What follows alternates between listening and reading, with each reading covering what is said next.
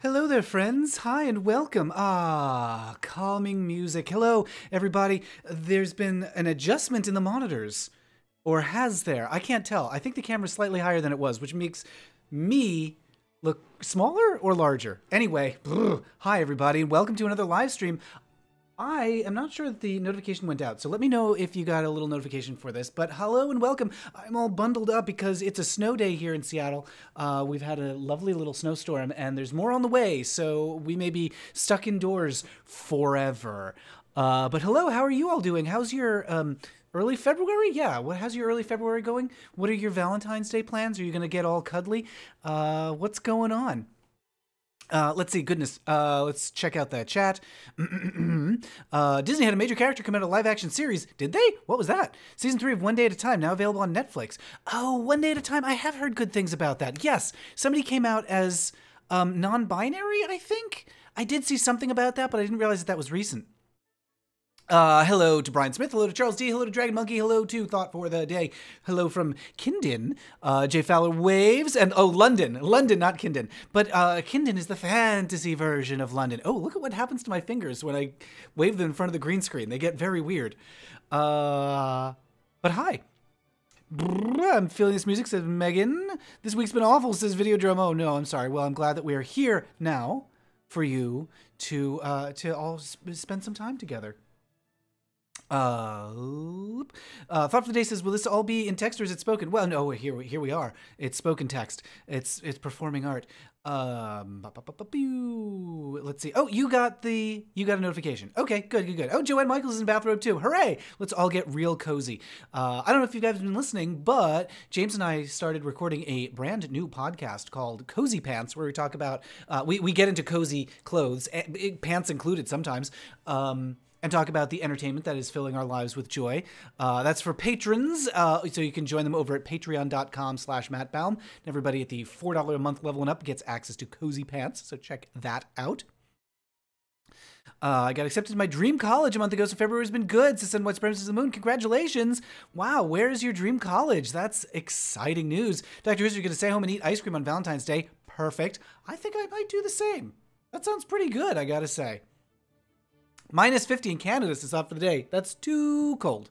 Too cold. Charles says, how much have you received regarding snow? We had 19 inches a month back. Oh, my goodness. My birthday is in 3 days. Share a birthday with Charles Darwin. Oh, that's not bad. Not a lot. Like, I'd say 5-ish inches overall over the last few days. They're saying 5 to 8. That sounds about right.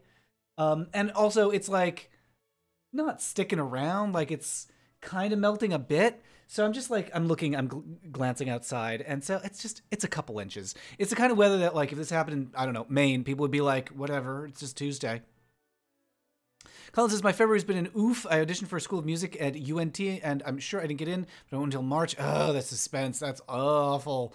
Let's see. Videodrome says, Angie Speaks was viciously attacked. Oh no, what happened to Angie Speaks? I don't know who that is. I got into the New York City campuses. Oh, that's really good. You went to AMDA. That's Performing Arts School? Or am I confusing that with the fake school on Glee? Maybe they're the same thing. AMDA, New York City. College and Conservatory of Performing Arts. Yes. Blah. I'm sorry. I'm a little mushmouth today because I've been editing, and so my mind is very focused on the listening and not very focused on talking, so nothing's coming out of my mouth properly. But hello, Sir Daft. Congratulations on getting into the College and Conservatory of the Performing Arts. That's really exciting. Oh, it's the American Musical and Dramatic Academy. That's what it stands for. Where else are we? My single 20 donations get me access, says Aaron. So what you could do, so unfortunately Patreon doesn't really have a great way to break up single donations. So you just like subscribe, and that's how that's set up. But if you do, I guess, I don't know how I would give you, like if someone did a donation off Patreon, how would I give you access? We could probably find a way. I think we could find a way. I just don't know what it is, but I think we could figure it out. I mean, for heaven's sake, I've got the MP3s, so it's not that hard. I'm in my pajamas as Katie1S with a t-shirt that says, I'm staying in tonight, my cat commands it. Oh, isn't that funny? I was just walking down the street yesterday, and because went out walking in the snowstorm in nature, and I saw a shirt that says, I can't go out. I have plans with my cat. So a lot of cat plans going on. Thought for the day likes the library. Thank you. It's all real. Let's see. Angie speaks. Oh, black leftist social issues vlogger, video maker. She was doxed. Her PayPal money accounts hacked. Oh, that's awful. Ugh. Gross. This is why you gotta set up two-factor authentication. I wish this wasn't the world that we're living in, but it is. Ugh. I'm sorry to hear about that. Let's see. Yeah, so it's not siding with TERF over TERF, claiming the trans woman is predatory in public space. Ugh, gross. Tomer says, February's been stressful. 4 weeks till I handed my dissertation. Oh boy. I remember you saying what your dissertation was on, and I can't remember what it was. Remind me what you're writing your dissertation on, because it's been a few weeks. Off Patreon, PayPal/Venmo. Yeah, and you can even actually, if you want, you can donate in the chat right now. And I don't remember how to, oh, there's literally like a little $sign. If you're on desktop, I don't know if you can do this on mobile. There's a little $sign at the bottom of the chat. And so if you want to show your support, it says, show your support for Matt Baume. So you could donate that way if you would like. And then we'll figure out how to get you some Cozy Pants access. It's been a war of, oh, I see. He said, it's been a war of she said, says Videodrome about the turfiness. Joanne says, I'm planning a traditional Valentine's Day of dinner and the Lego movie. That sounds great. That does sound very fun. I've not seen any Lego movie stuff, but I have played it in Lego Dimensions. And so that's been lovely. Oh, Katie wants no chocolates.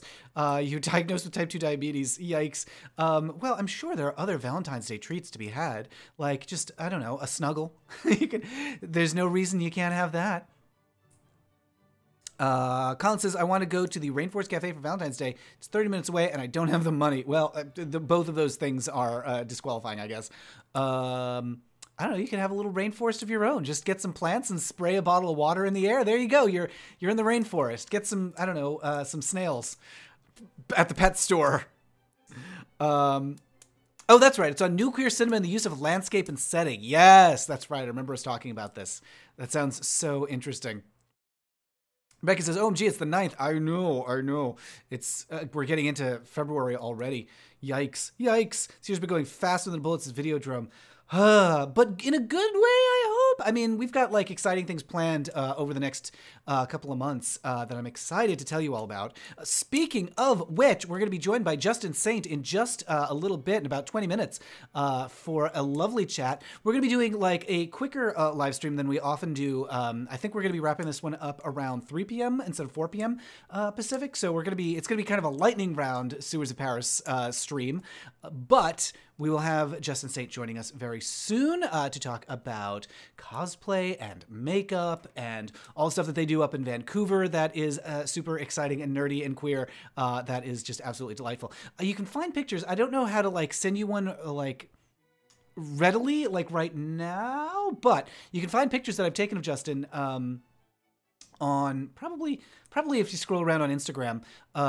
Justin does amazing like Stevani cosplay and Khal Drogo and Ariel and gosh, who else? Maleficent, obviously. Like that's the really exciting one with the giant horns.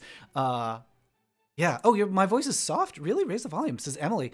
I can do that. Let me nudge it up just a little bit. I am going just slightly into the red with my voice, so I don't want to peak too much, because that'll sound yuck. But yeah, sorry. Or maybe your volume is down. I'm not sure.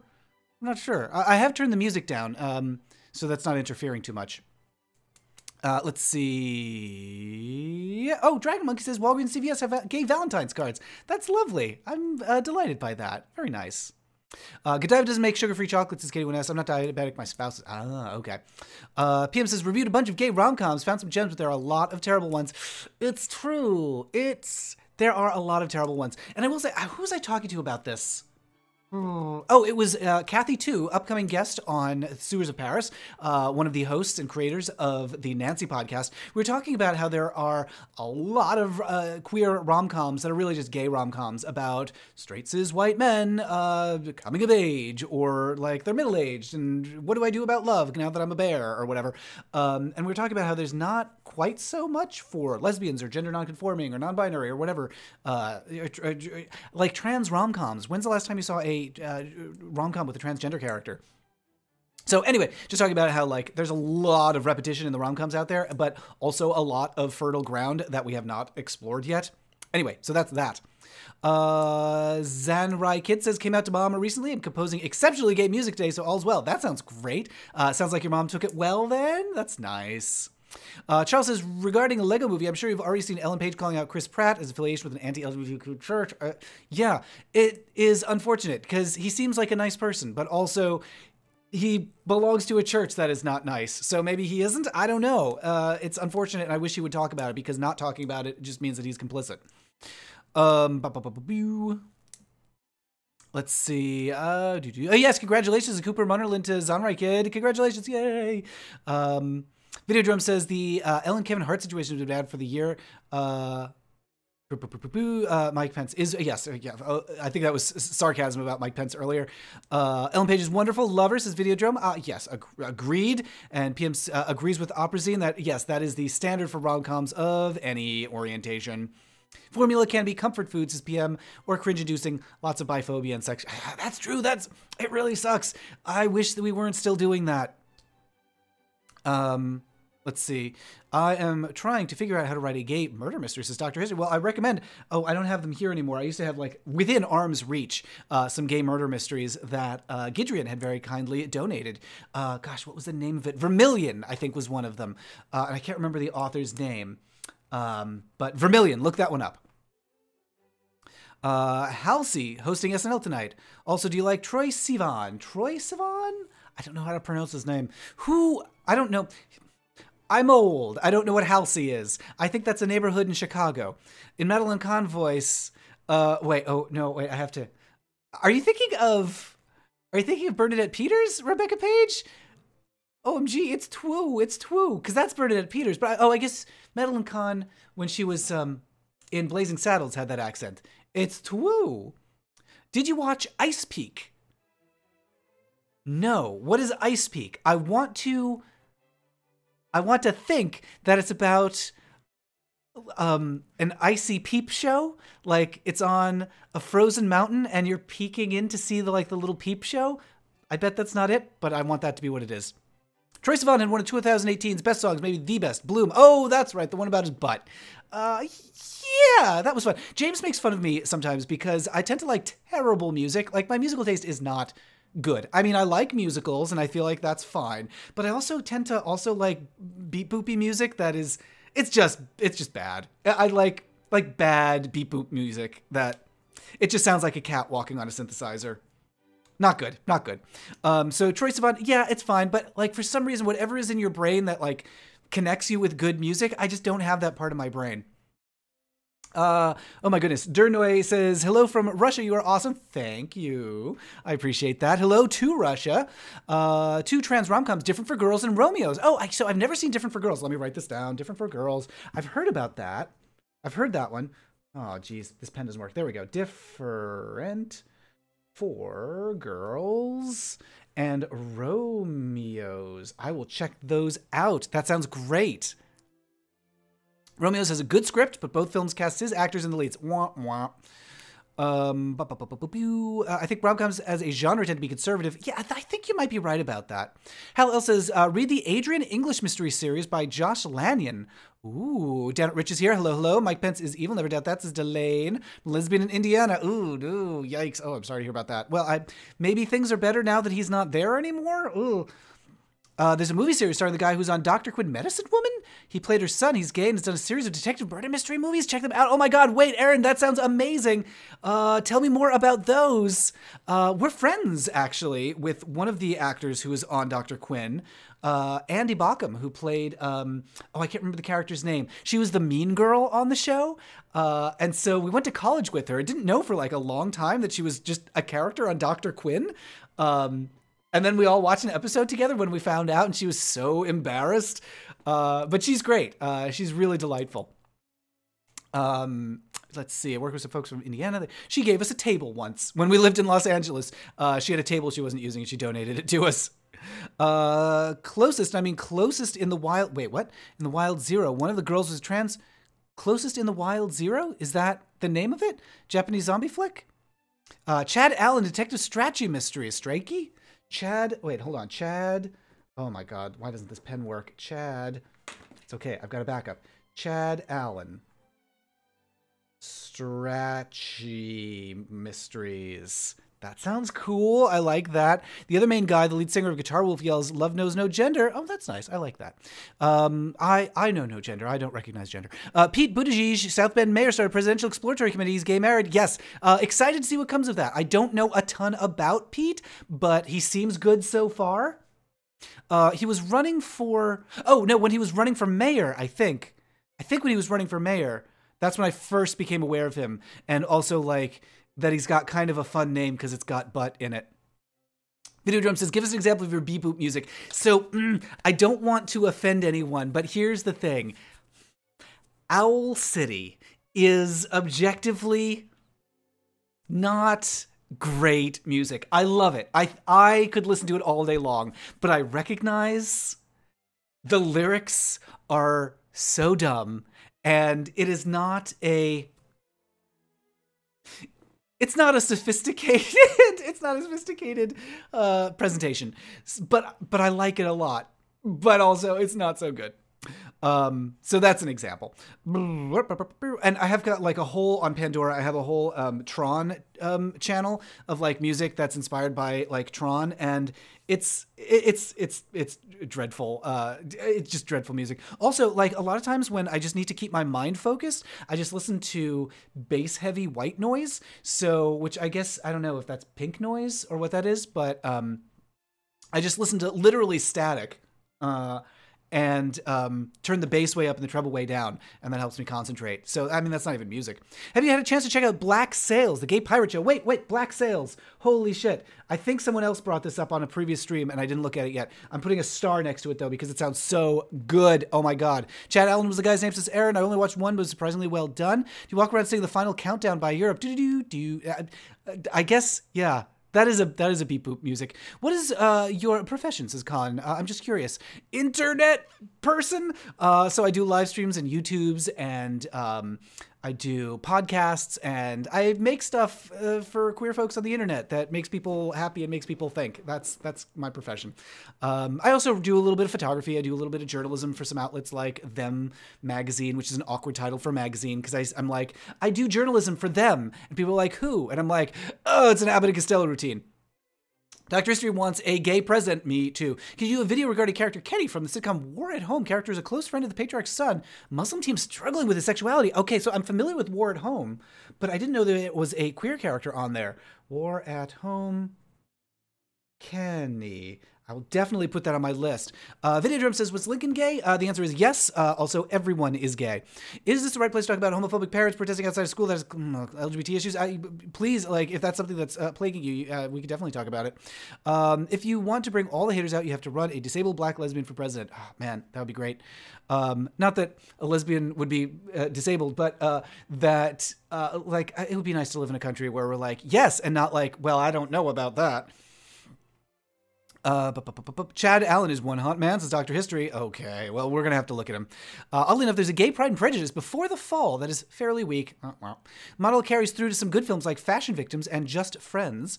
Rabbitastic says a gay president would have such a fabulous White House.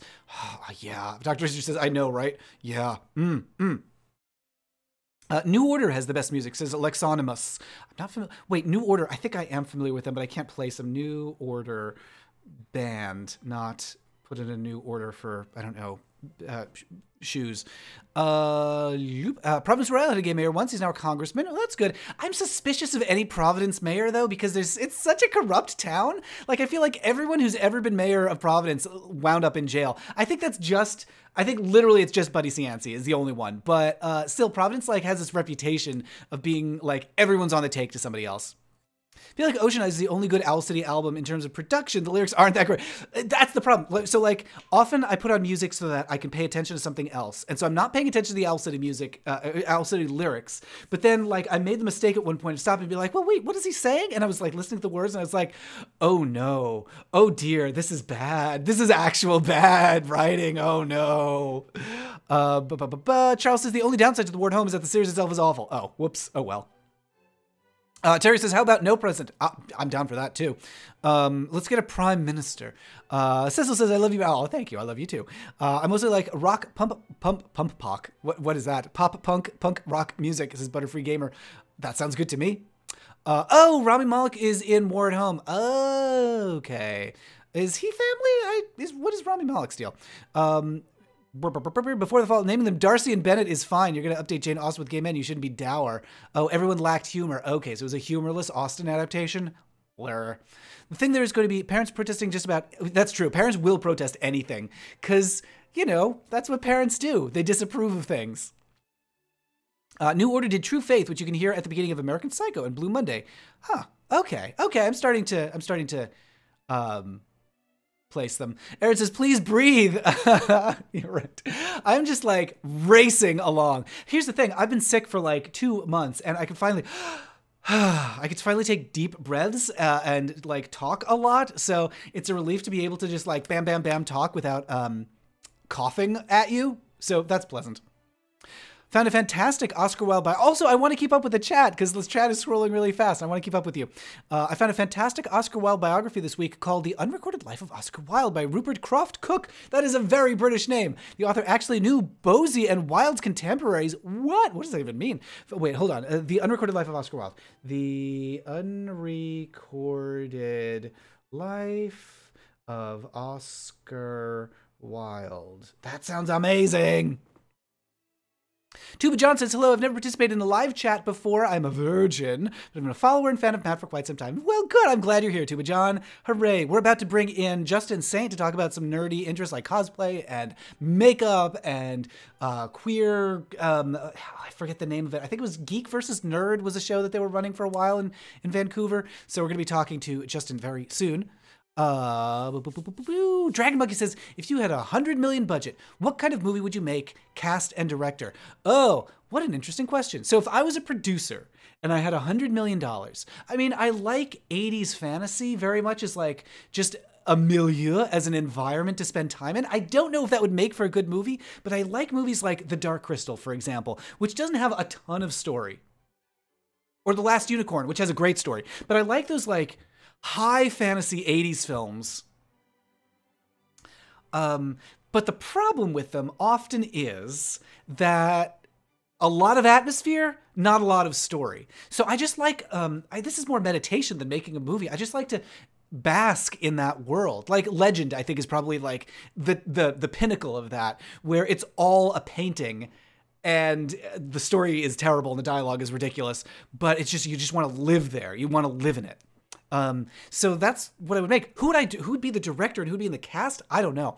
That's such a good question. Cast and director. Here's the thing is, sometimes I play this game with friends of like, if you were to remake a movie, who would you cast in it? And they all have to be people of color. And so like, that's sort of my challenge for when I'm like coming up with like a dream cast, because there's a lot of movies with white people already.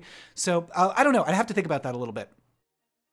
I've never participated. Oh, yes, I've read that one. New Order is, surviving members of Joy Division. Okay. Hal says, no president, that's called Saudi Arabia. Well, sure, it's also called like England and Australia and Japan. And wait, does Japan have a president? Japan has a prime minister and an emperor, right? Lots of countries don't have presidents. Rami Malek is terrific in Bohemian Rhapsody. Freddie Mercury incarnate.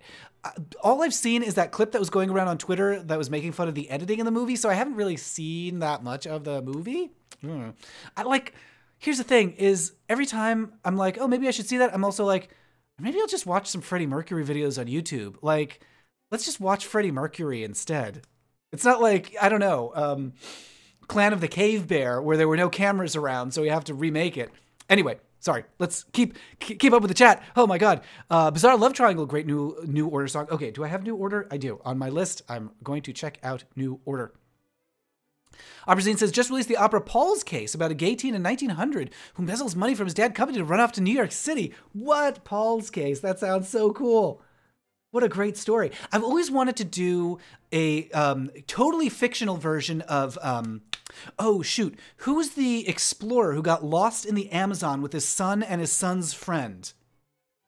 The Lost City of Z was all about him. I can't remember the explorer's name. This is early 1900s, world famous explorer, marched into the Amazon on a doomed expedition, disappeared looking for like a lost city of gold. With him, he brought with him his son, his like young 20s son, and his son's companion, which I don't know that there was anything going on there. They were probably straight, but I have this whole like headcanon about these actual real life people that the son and his friend were lovers and they went into the jungle and I don't know, they decided to make a life there or something. That's probably not what happened to these poor people, but anyway, that's a gay love story that I want to make, is these explorers of the jungle who run away into the wild so that they can live and love together.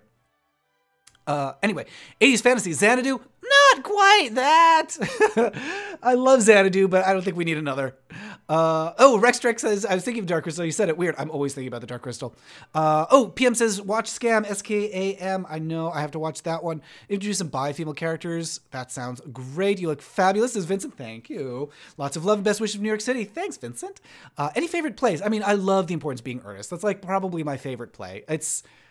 James doesn't love, we sometimes argue about this, James doesn't love Oscar Wilde, and some of the criticism I agree with, like, he's just being clever to be clever, but I have a soft spot in my heart for it because I directed it when I was in high school, and it was just really fun. Thought for the day, loves the film Pride. Oh my God, can you believe I haven't seen that one yet? Pride, that's going on my list. Dark Crystal versus Neverending Story. Dark Crystal. Pride about British strike and LGBT support. Very good. Yes, intersecting interests, LGBT and labor. Very important for those groups to team up. Harvey Milk knew that. Harvey Milk worked with the Teamsters in San Francisco in the 1970s. The struggle for LGBTQ liberation will always be the struggle for workers' liberation. Is anyone in Talking Heads gay, says Videodrome? That's a good question. Brianna says, hot take, Bohemian Rhapsody feels like a gay movie written by straight people. Ooh. Oh no, that's the worst thing that can happen. But I also agree with you based just on my viewing of the trailer. Tuba John says I should also see Green Book. I have not seen Green Book either. I'm writing that down. Paul's Case, based on the classic story. Oh, by Willa Cather. Oh, okay.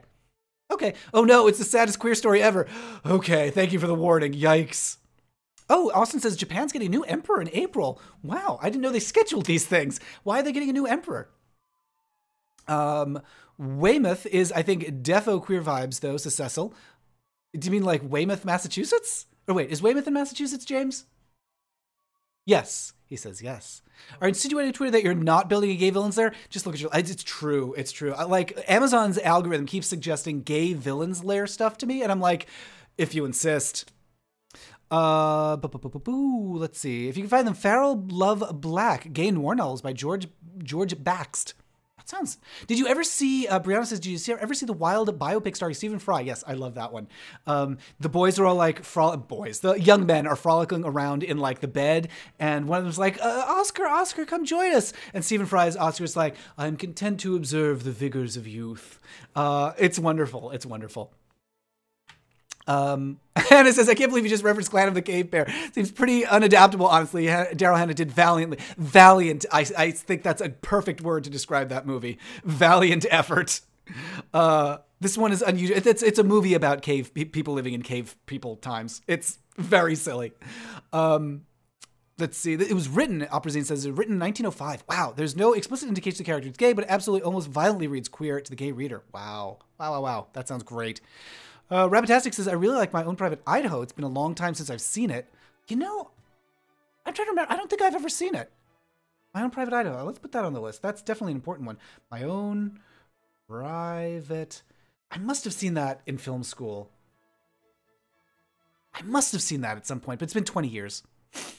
Scanning the chat. One of those. Oh, yes, it's a mirror library that goes on forever. It's an optical illusion. I mean, I think if I get, oops, oh God, I'm bumping everything. If I move my head out of the way, does it? Okay, there's a back wall back there eventually. But you turn a corner and it's like the same library. You could just keep walking and walking like the Lost Hills in Zelda. Oh, the old one is stepping down. Oh, okay. They didn't elect a new emperor. New era beginning. Do we like the new emperors? Are they good? Reforms. I know Japan has some issues with LGBT equality. A lot of lawsuits being filed soon about marriage. So that have been already and are about to be filed more lawsuits. So marriage is a big deal there. Also, Japan's Supreme Court just upheld a ruling, issued a ruling upholding a law that requires the sterilization of trans people. It's terrible, like really awful. So yeah, definitely some reforms required there. And I don't know how much control the emperor would have over that. Gross Indecency, wonderful off-Broadway play. Yes, of course, I'm familiar with that one. And when Paul moves into the Waldorf Astoria, he looks in the mirror and the narrator says, everything was quite perfect. He was exactly the kind of boy he had always wanted to be. Oh, that's lovely. That's lovely. Oh, Gus Van Sant, good director of Milk, among many other things. I'd be interested to see Gus Van Sant direct a fantasy film. I wonder what that would be. Oh, yes, and of course, My Own Private Idaho. I thought My Own Private Idaho sucked, it says Tuba John, but it may be worth another new look. Okay, so I'm going to bring Justin in. Calling momentarily. My phone has a better mic than my actual mic. Okay. Oh no. Okay, so we're gonna see how this goes. Oh, Jay Fowler, thank you for the support, the tip. I don't know what to call it, but thank you. And don't straight people bring trans people into the world, says Rebecca Page. Yes, it takes two of them to make one of us. Off to the ballet, have fun at the ballet, and we're going to bring Justin in, but first I'm going to turn down this music so we can hear them. Okay, goodbye, brain power Mozart effect, and hello, Justin. You're going to hear them before you see them. Let's see, there we go. Hello. Hello. Hi, I'm going to bring you into the chat, and let's see, Skype window capture is not seeing you for some reason, so I'm just going to make some lock screen. That's not what we want Skype, and we can hear you, but we can't see you for some reason. Ruh-roh. That's troubling. I would just have a big black screen here. But anyway, you're here in audio form, so Justin Saint, hello, and while I figure out this Skype business, would you like to introduce yourself? Hi, everybody. So, yeah, totally. My name is Justin Saint. I'm from Canada, and my video is slightly off. I think it's like everything you're saying, I think is like 20 seconds delayed. Oh, yeah, you may want to close the... you may want to close the YouTube window because you'll hear yourself talking to yourself. Yeah, it's like, ooh. Yeah, is my camera enabled? I have no idea. I'm not that kind of tech person. Maybe it's a setting thing I have.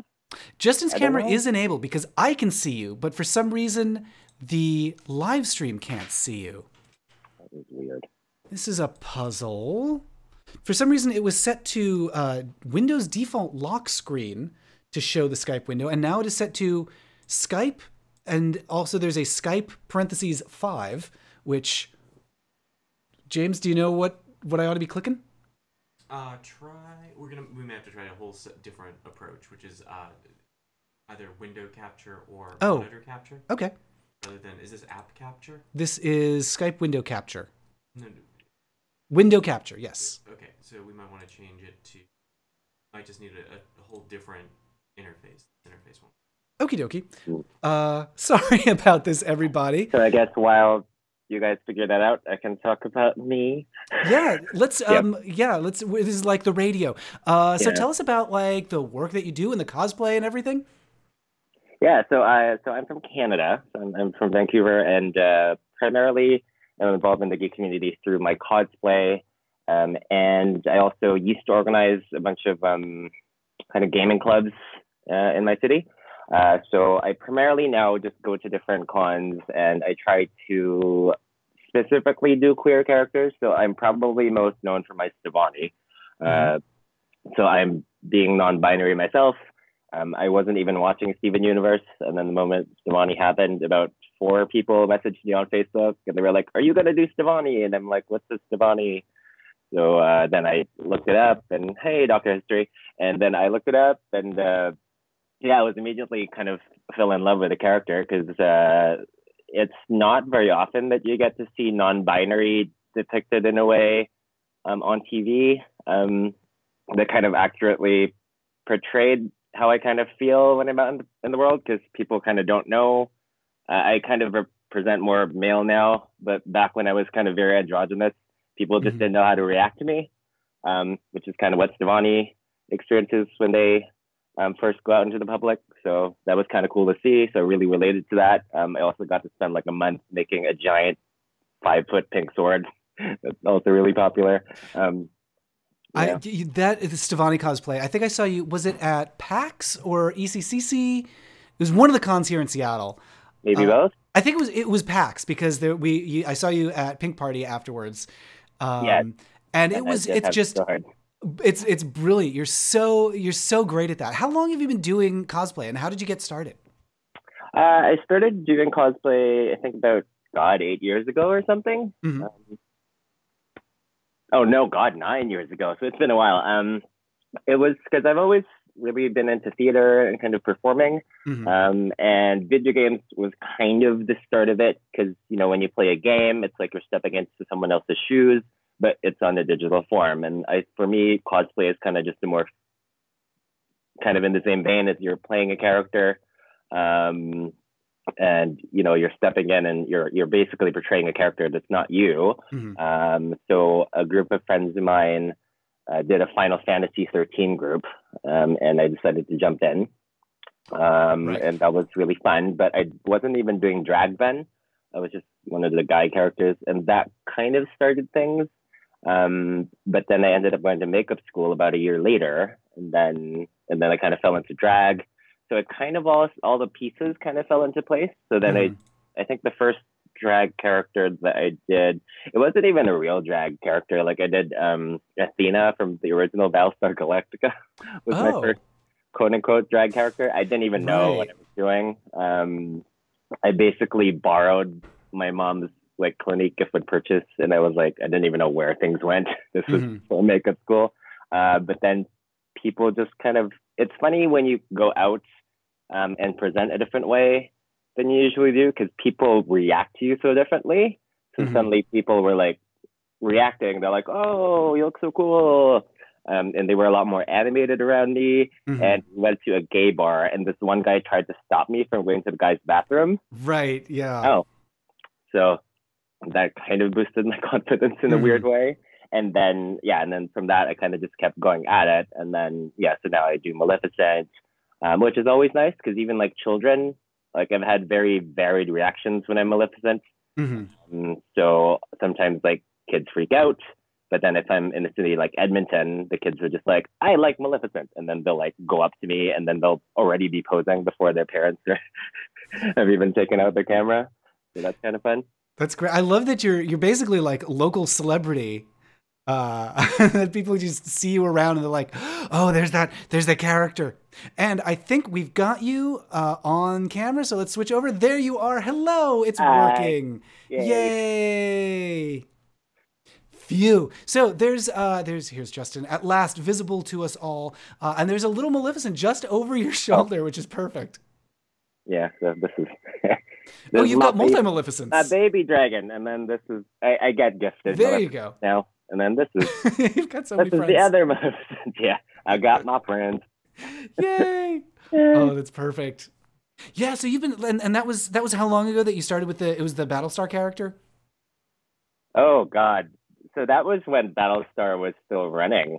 So I think that was like... I was 20, so that was back when the dinosaurs roamed the earth. Sure. Yes. Yeah. Okay. Yeah. So you're ancient, of course. Yeah. Battlestar. Oh my God. Old enough to remember when Battlestar Galactica was on. Battlestar was. Well, I'm dating like someone who like keeps reminding me how old I am. So it's like great. It's usually the other way around. The tables have turned. Anyway. Yeah. Upperzine is glad to see you. This was completely worth the wait. Brianna says, love those plushes. There you are. From Thought for the Day. All fun stuff. Yay! Yeah. Cooper has a heart for you. NB Pride. Cecil loves the plushies. Yay! And Raphael says, "Hey, fantastic." Do you have like in all of the like the characters that you're that you've created, and like a big part of that is the makeup. It's like painting your face and like really getting into it. And you've like made that a study, right? Yeah, it's been quite a bit of a research because you know, you kind of have your Instagram looks where a lot of it's just kind of the contouring, and you just kind of basically do the same thing to kind of just follow the same structure all the time. But when you're doing a cosplay, you really have to look at a character, and you kind of have to. It's almost like painting. So it's you know, having a drawing background or kind of a fine arts background actually helps. I don't, but I just like to draw a lot of fan art when I was a kid. But you definitely have like an illustration background, like maybe not professionally, but I would say even professionally, because it's something that you legitimately like you do a lot of and you are good at. So like, what more background do you need? Yeah. Well, I do have some friends in the industry that went to actual makeup school, and oh my god, the stuff they can throw out.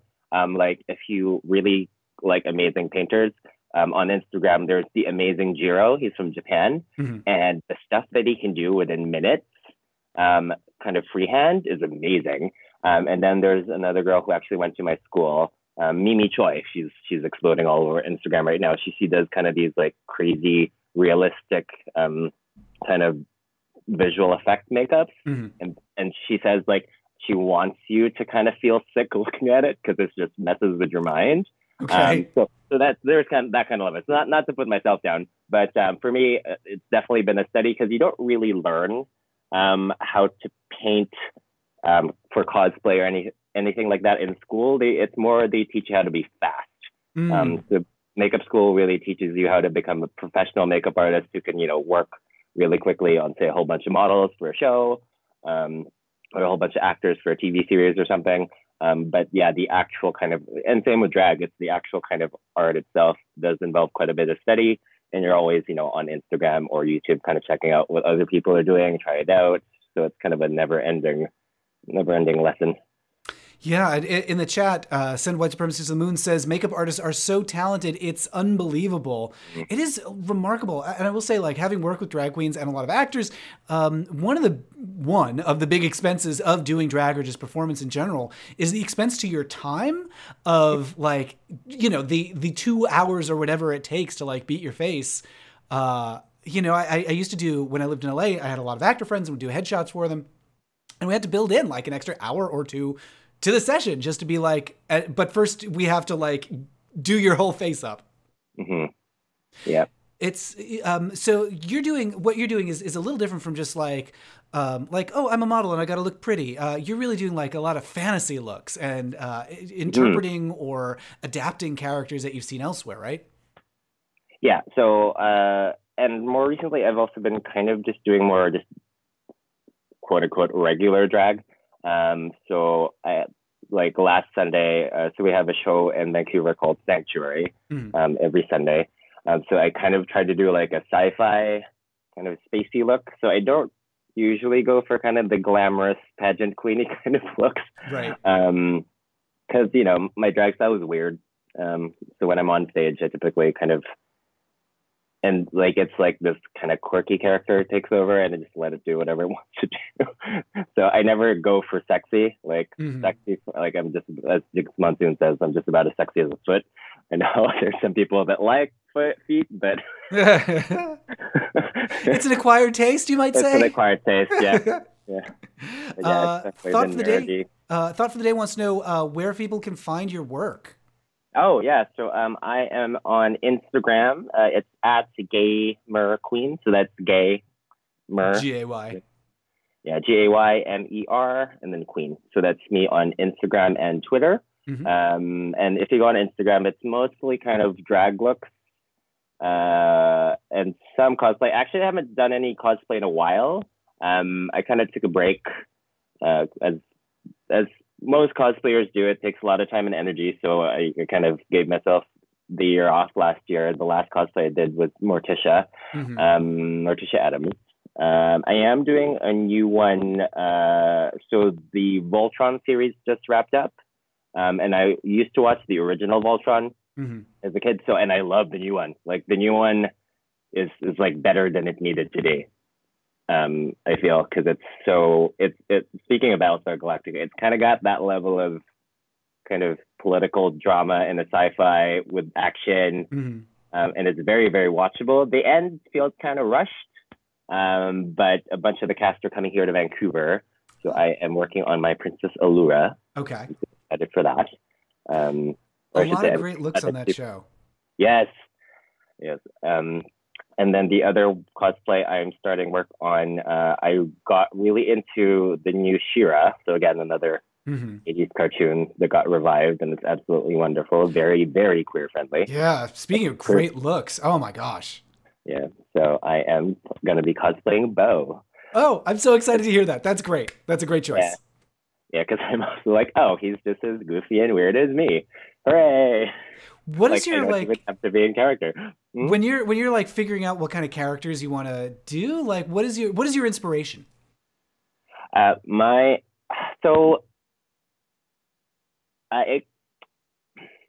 good question. It's kind of a weird balance between having something that's recognizable, and having something that you want to do and something that fits you. So for me personally, like Stevani was an amazing fit because I already kind of look like the character. It's a lot of people, I get lots of amazing reactions from it. And my personality is close enough that it's really easy for me to step into that. So say if I, tried to go for someone super butch, like usually, because then I would probably be forcing myself to act all day. So for me, it's a lot more comfortable if I pick something that in my mind anyway is closer to my personality. Because like say when I do Morticia or if I do say Maleficent, I do have to kind of swap into this other mindset, slightly kind of bitchier and kind of matriarchy, which is very easy for me to get into. So you'll never see me say like cosplaying like Ryu from Street Fighter or something, because that's too far of a stretch for my personality. But I have done cosplays that are super not recognizable. So going back to Final Fantasy 13, that character I did because everyone in the main cast was taken, so I had to play Rigdia, who is in like 15 minutes of a 60-hour game. Yeah, I do not recognize that name. Yeah, he's one of the, so there's Sid, the one of the baddies, and Rigdia is kind of one of his lieutenants. Okay. And he does look like me because I had long hair back then and he just had a bit of stubble. So all I literally had to do to look like him was just paint my hair brown and then just grow a bit of stubble, and I looked just like him. But then one person recognized me at a 3-con, so that was like, wah, wah. I do like the deep cut cosplay where you really have to be like, oh, this character only appeared in like a variant comic book issue of this obscure anime. But then when like someone does recognize it, makes it so meaningful. It makes it very meaningful if it's super obscure and somebody gets it. Yeah, totally, for sure. So send white supremacists to the moon. So their name is She-Ra. So it takes a second, like when someone's talking about She-Ra, Princess of Power. And Raphael wants to know, what would you recommend or advise someone who wants to start on cosplay?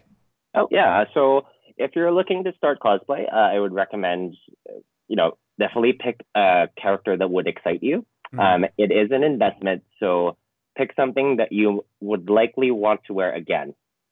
Because for me, I've definitely done, like I have a Captain Planet cosplay that I've worn once and I've never worn again. It was super fun, but like getting into the makeup and the hair was forever. So I'm like, that's a lot. It's a lot of work. So my poor tailor was like, when are you wearing that again? I'm like, there'll be an opportunity. Like next time that the Earth is imperiled and you need to save the world through environmental means, you've got it ready to go. And the next time maybe, because when I wore it, people were like, I think there was a Don Cheadle spinoff on like College Humor or something. And oh my God, it's Don Cheadle. And I'm like, I'm not Don Cheadle. Oh, whatever, kids. Yeah, you look just like him. Right? It's like, and then the other thing is budget. So plan a budget. So like for me, Maleficent cost me a lot of, because I wore her to the Vancouver Pride Parade So I paid a lot of money to make her robe in silk, which was worth it. Mm. And it also means that she survived because I think she's 6 years old now or something crazy. So, you know, I definitely want to keep wearing her as long as I possibly can. So I did spend quite a lot on her. But if it's for one time, you know, maybe just budget a little bit. But if it's something you think you might want to do again, do more. And also, if you're a first timer and you're worried, maybe do it with a group, because that way then you can make a group outing out of it, go to some con, have fun together. And it's, you know, and then you can really enjoy. And then if you are in a group, it's also more likely that people will like interact with you, because I find that, or at least with me anyway, because I find when I'm alone, some people are almost too intimidated to talk to you. But I find if you're a group, then, you know, someone might approach you guys, and then if that's what you're looking for anyway, then I think the chances of interaction are actually higher, because people might want your photo more if you're a group, and then they get who you are, that kind of thing. Okay, that's good to know. Dr. History wants to see a remake of Captain Planet, so there you go. Let's see. And Oprazine says someone should create a modular cosplay separates, jerseys, legging, capes, etc. that can be accessorized to portray different characters. I mean, so Oprazine, you worked, I believe, in opera costuming for a while. Ooh. Which, so I think you've got sort of a perspective on that, right? Or am I making that up? Or was it hair? I remember you telling a story about like sweeping up bobby pins after every performance. And Dina Walker says, there's a side conversation going on about like Kingdom Hearts, whether it's worth it. Have you played the new Kingdom Hearts? No, I need to. I've only finished one, and then like everyone knows what happens at the end, right? Like for some reason they think Maleficent's the big baddie. Like, what bastard? So it kind of turned me off. Just kidding. You know, I would like to see a Maleficent like hero movie where it's like Maleficent's story and she's got to like save the day, but like save the day means like build her like evil castle or something like that, or save the dragon or something. Yeah. This, you know, I've been like kicking for like years. I've been kicking around the idea of like somebody should do a podcast where I just talk to like queer people about their favorite Disney villains, because we've all got like so many to choose from. You've literally got her right there. So many. Yeah. So you got this one, and then you got this one. I'm a bit biased. Do you have like characters that you haven't done yet that are like your dream characters that you want to do? Oh, Edea from Final Fantasy VIII. Oh, she's so good. Yes. But then I would need a van, because I actually made. She has this kind of giant back piece that goes. It's like a half moon. It's like this big, and it goes behind her, and she just walks in. She's like, I'm part of a cathedral. I actually made something that big for Vancouver Pride, I think 7 years ago. And it was so big that I think like we got to the end of the parade and I put it down, and I think they just chucked it out because they were like, this ain't going home. Like, we have no place to store this. I'm like, but that was going to be part of my India outfit. And, oh, yikes. Yeah, she's basically like, she's architectural in her costuming. So it would require a lot, but that would be so exciting. Yeah, and the helmet, because the helmet that she has all these like shells and horns and all these little details that are very intricately colored. So yeah, I think that would be fun, but I would need a lot of again, it all usually comes down to budget, and right now I'm trying not to spend too much on cosplays. So I'm trying to remember, there was some con that I went to, I can't remember if it was like Gamer X or Comic-Con or one of those, where there's like a big group of Final Fantasy villains, and it was so exciting because there was like all of them like hanging out together, and it felt like, what's that Disney series where all the Disney villains get together? Is it just called Villains, or it's one of those? Or the Remainders? I can't remember the name of it, but yeah, it's just like, I love the headcanon of imagining all of those villains all getting together.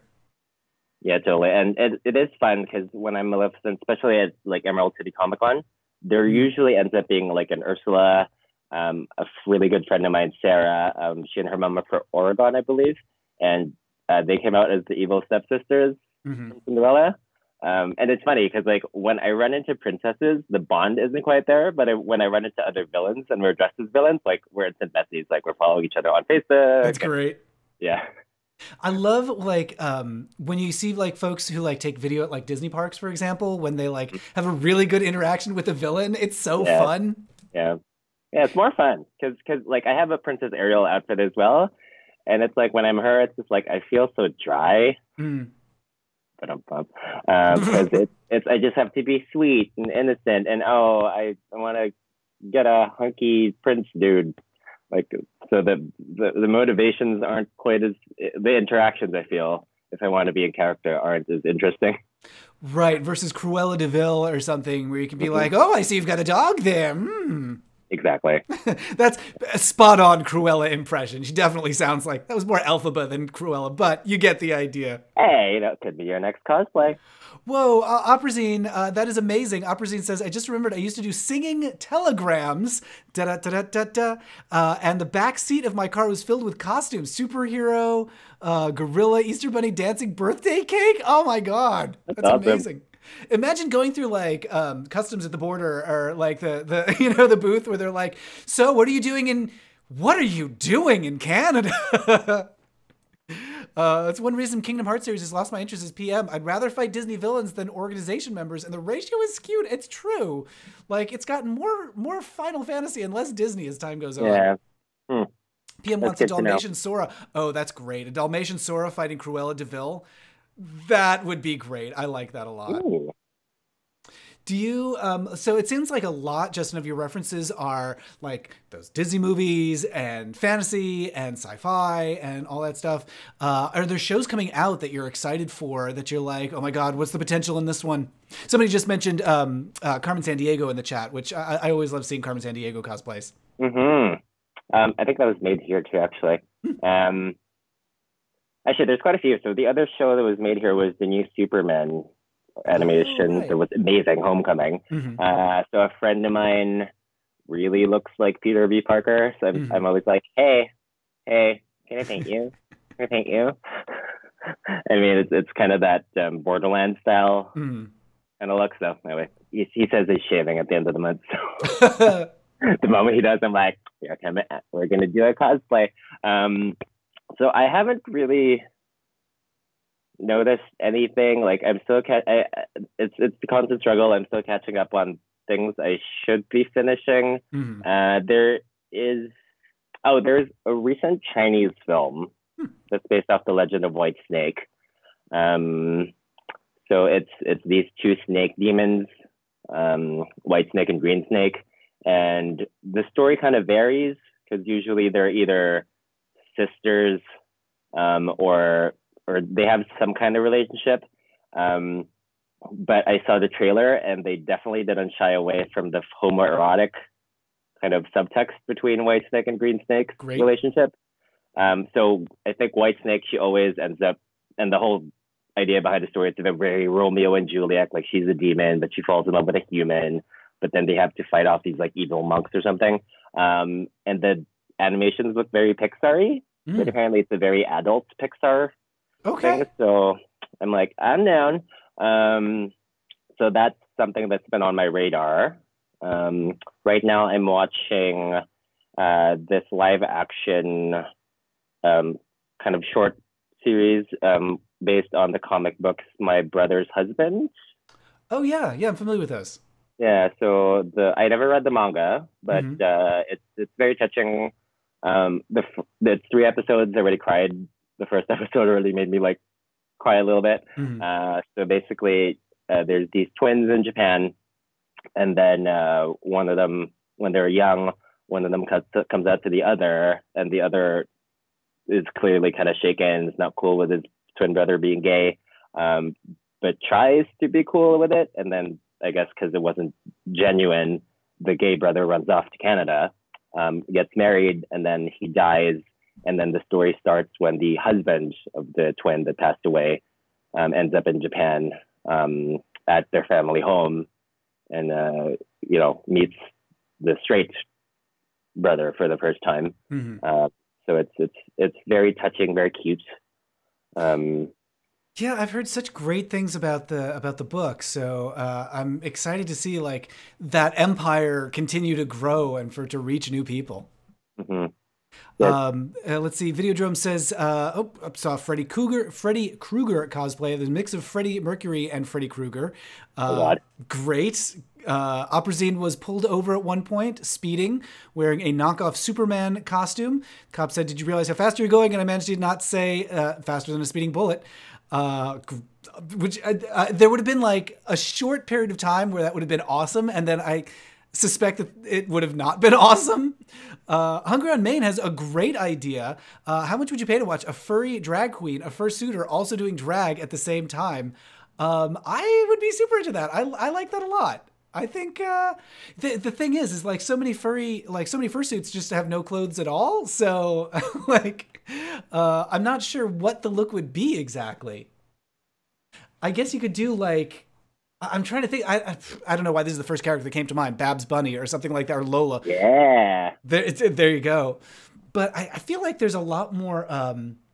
I don't know, blurring of gender in the furry world in general. So like, it's hard to even call it drag. I guess it's species drag. Yeah. Charles wants to know just where you saw the live action series. Charles says, I've been trying to find it with English subtitles. Oh, my friend got it for me. Okay. Yeah. I can message you. Through okay. After the live stream. through channels, through sources, you've got a supplier. Sources. Okay. I think I touched a nerve by bringing up Babs in the chat. A lot of enthusiasm for that character. Yeah, she was an icon. I agree with that. Ooh, actually, and so I'm one of the Sisters of Perpetual Indulgence here. We actually based our Wimples off of Maid Marian from the Robin Hood movie. Oh yeah, I totally see it. Yeah, right. So I mean, not. Yeah, I don't know why that's something popped into my head, but yeah, I swear, like if I like I'm an almost furry, like I always think of like just that Robin Hood movie is always the first thing that I think of when furry things get mentioned. So yeah.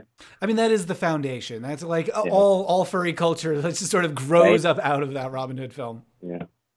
Let's see. So we're coming up on just past 3, so we're probably going to be wrapping it up soon. So Justin, I just want to give you a chance. Do you have stuff coming up that you want people to check out? I think you're going to be in. You have a role in a TV show. Is that right? That's coming up? So I it might be out in September. There's a new TV show called Woke.